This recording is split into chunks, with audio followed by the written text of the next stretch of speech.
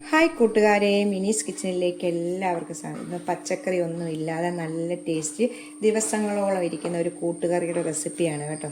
നല്ല ടേസ്റ്റാണിത്. നമുക്ക് മക്കൾക്കൊക്കെ ഹോസ്റ്റലിൽ കൊടുത്തു വിടാനും യാത്ര പോകുമ്പോൾ ട്രെയിനൊക്കെ ഉപയോഗിക്കാനും ഒക്കെ പറ്റുന്ന ഒരു റെസിപ്പിയാണ്.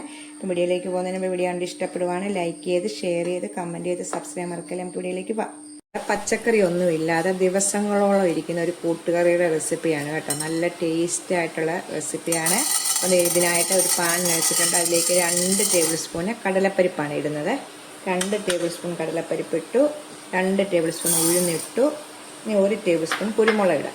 കുരുമുളക് തീ കുറച്ച് വെക്കണം കേട്ടോ. നീ ജീരകം ഇടണം, 1/2 ടീസ്പൂണ് ജീരകം എടുത്തതിന് ശേഷം നല്ലോണം അത് നമുക്ക് നല്ല ഗോൾഡൻ നിറമാകുന്നിടം വരെ ഇതൊന്ന് വറുത്തെടുക്കണം. ഈ കടലപ്പരിപ്പും ഉഴുന്നും കുരുമുളകും എല്ലാം കൂടെ നല്ല രീതിയിൽ ഒന്ന് വറുത്തെടുക്കും കണ്ടോ. ഇനി നമുക്ക് ഇതിലേക്ക് കാശ്മീരി മുളകാണ് ഇടുന്നത് കേട്ടോ. അപ്പോൾ നമ്മൾ കാശ്മീരി മുളകില്ലെങ്കിൽ നമ്മുടെ സാധാ വറ്റൽമുളകാണെങ്കിൽ 2 എണ്ണം ഇടുക കേട്ടോ.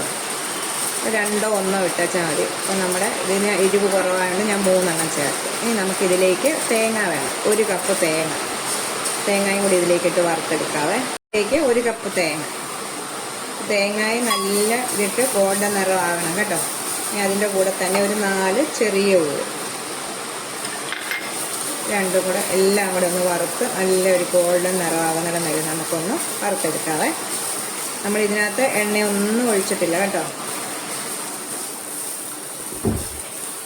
തേങ്ങയും ഈ നിറമാകണം കേട്ടോ. എന്നിട്ട് നമുക്ക് ഇത് തീ ഓഫ് ചെയ്യാം. തണുത്ത ശേഷം ഇതൊന്ന് അരച്ചെടുക്കണം കേട്ടോ. തണുത്ത ശേഷം ഞാൻ മിക്സിയുടെ ജാറിലേക്ക് ഇട്ടിട്ടുണ്ട്. ഇത് ആദ്യം നമുക്കൊന്ന് ക്രഷ് ചെയ്തുകൊണ്ട് വരാവേ. എന്നിട്ട് വേണം നമുക്ക് വെള്ളമൊക്കെ ഒഴിക്കാനത്. ഇപ്പം നമുക്ക് പെട്ടെന്ന് അരഞ്ഞ് കിട്ടും. ഇപ്പം ഒന്ന് ക്രഷ് ചെയ്തുകൊണ്ട് വന്നത് ഇതിലേക്ക് ഒരു ചെറിയ ഒരു നെല്ലിക്ക വലുപ്പത്തിൽ പുളി എടുത്തിട്ട് അത് നമ്മൾ ഒന്ന് പിഴിഞ്ഞത് 1 ടേബിൾ സ്പൂൺ ഉണ്ട്. അത് ആദ്യമേ ഒഴിക്കുക. എന്നിട്ട് നമുക്ക് ആവശ്യത്തിനുള്ള വെള്ളവും കൂടെ ഒഴിച്ച് നമുക്ക് അരച്ചുകൊണ്ട് വരാം. നല്ല രീതിയിൽ അരച്ചു കുറച്ച് വെള്ളം കൂടെ ഒഴിച്ചിട്ട് നല്ല രീതിയിൽ അരച്ചുകൊണ്ട് വരാം. നല്ല രീതിയിൽ ഇതുപോലെ അരച്ചുകൊണ്ട് വന്നിട്ടുണ്ട്. അപ്പം നമുക്കിത് പാൻ വെച്ചിട്ടുണ്ട് കേട്ടോ. കഴുകിയിട്ട് ഞാൻ വെച്ചിട്ടുണ്ട്. ഇനി ഇതിലേക്ക് നല്ലെണ്ണയാണ് ചേർക്കേണ്ടത് കേട്ടോ. ഒരു 3 ടേബിൾ സ്പൂൺ നല്ലെണ്ണ ചേർക്കണം. എന്ന് വെച്ചാൽ നല്ലെണ്ണയിലാണ് നമ്മൾ ഇതുണ്ടാക്കുന്നത്. അപ്പം നമുക്ക് ദിവസങ്ങളോളം ഇത് പുറത്ത് വെച്ചാലും ഒരു കറിക്ക് ഒരു ടേസ്റ്റ് കുറവുമില്ല കേട്ടോ. പിള്ളേർക്കൊക്കെ കൊടുത്തു വിടാനും നല്ലതാണ്. ട്രെയിനിലൊക്കെ പോകുമ്പോഴും നമുക്ക് ഹോസ്റ്റലിലൊക്കെ പഠിക്കുന്ന പിള്ളേർക്കൊക്കെ കൊടുത്തുവിടാം. നല്ലൊരു പച്ചക്കറി ഒന്നും ഇല്ലാത്തൊരു കൂട്ടുകറിയുടെ റെസിപ്പിയാണ് ഇത് കേട്ടോ. അതേ 3 ടേബിൾ സ്പൂണ് നല്ലെണ്ണയാണ് ഒഴിച്ചേക്കുന്നത്. നല്ലെണ്ണ ചൂടാകുമ്പോൾ അതിലേക്ക് നമുക്ക് 1 ടീസ്പൂണ് കടുകിടാവേ. കടുകിടാം. പൊട്ടി വരുമ്പോൾ അതിലേക്ക് 1 ടേബിൾ സ്പൂൺ ഉഴുന്നിടാം. ഇത് കരിയാപ്പില ഇടാം. ഉഴുന്നൊന്ന് മൂക്കട്ടെ. കരിയാപ്പില ഇന്നെല്ലാം മൂത്ത് വരുമ്പോൾ ഇതിലേക്ക് ഒരു 8 9 വെളുത്തുള്ളി ഇതുപോലെ ഇടുക. തീ കുറച്ച് വെക്കുക കേട്ടോ. നമുക്കിത് ഇത്രയും മുട്ടാൽ മതി. ഇതിലേക്ക് നമ്മൾ അരച്ചുകൊണ്ട് വന്ന് അത് ചേർക്കാം കേട്ടോ.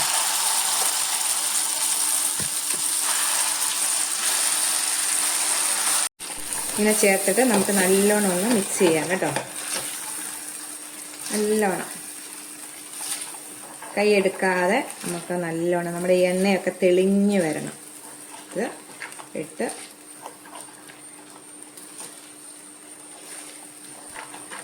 തീ കുറച്ച് വെക്കണം കേട്ടോ. ഇത് 5 മിനിറ്റ് നേരം നമ്മൾ തീ കുറച്ച് വെച്ചിട്ട് എല്ലാം ഒന്ന് തെളിഞ്ഞ് വരണം കേട്ടോ. ഈ സമയം നിങ്ങൾക്ക് പുളി പോരെങ്കിൽ പുളി ചേർക്കാം. ഉപ്പ് നമ്മൾ ചേർത്തിട്ടില്ല. നമുക്ക് ഇപ്പോൾ ഉപ്പിടാം കേട്ടോ. ഉപ്പിട്ടിട്ടുണ്ട്. നമ്മുടെ എണ്ണ തെളിഞ്ഞ് വരും കേട്ടോ. അതാണ് നമ്മുടെ കണക്ക്. അതുപോലെ ഉണ്ടോ എണ്ണ തെളിഞ്ഞ് വരുന്ന സമയം നമ്മൾ തീ ഓഫ് ചെയ്യാനായിട്ട് ഒരു 5 മിനിറ്റ് മുമ്പേ ഒരു ചെറിയ കഷ്ണം ശർക്കര ചേർക്കണം കേട്ടോ. ശർക്കര ഇല്ലെങ്കിൽ ഒരു 1/2 ടീസ്പൂൺ ശർക്കര പൊടി, ഞാൻ പൊടിയാണ് ചേർക്കുന്നത്. ഇത്രയും സ്വല്പം ചേർക്കാം. അപ്പോൾ പുളിയും മധുരം എല്ലാം ഒന്ന് ബാലൻസ് ചെയ്യാൻ വേണ്ടിയാണിത്. നല്ല ടേസ്റ്റാണ്. ദോശയുടെ കൂടോ ചപ്പാത്തിയുടെ കൂടോ ചോറിൻ്റെ കൂടോ എങ്ങനെ വേണേലും കഴിക്കാം. പിന്നെ പിള്ളേർക്കൊക്കെ ഇങ്ങനെ ഹോസ്റ്റലിൽ കൊടുത്തുകൂടെ അവർക്ക് കറികളൊക്കെ ഇല്ലാത്തപ്പോൾ ഇതൊന്ന് കഴിക്കുന്നത് നല്ലതാണ് കേട്ടോ. നല്ലെണ്ണയ്ക്കകത്ത് ഉണ്ടാക്കുന്നത് അതുകൊണ്ടാണ് നമ്മളിങ്ങനെ കേടാകാതെ ഇരിക്കുന്നത്. കറി നമുക്ക് തീ ഓഫ് ചെയ്യാണ്ടുണ്ട്. കറക്റ്റ് പരുവമായി നമുക്ക് തീ ഓഫ് ചെയ്യാം കേട്ടോ. കറിയുണ്ട്. നല്ല വെള്ളമില്ലാത്ത പാത്രം ടിന്നിനകത്ത് അടച്ച് ചില്ല് കുപ്പിക്കകത്തൊക്കെ വെച്ചാൽ നല്ല ടേസ്റ്റാണ് കേട്ടോ. ഉപയോഗിക്കാൻ പറ്റും. നമുക്ക് ഈ പാത്രത്തിലേക്ക് മാറ്റാം. അപ്പോൾ ദോശയുടെ കൂടെയൊക്കെ കഴിക്കാൻ നല്ല ടേസ്റ്റാണിത് കേട്ടോ. അപ്പോൾ എല്ലാവരും ഒന്ന് ട്രൈ ചെയ്ത് നോക്കണം. നമുക്ക് അടുത്ത വീഡിയോയിൽ കാണാം. ടാറ്റാ.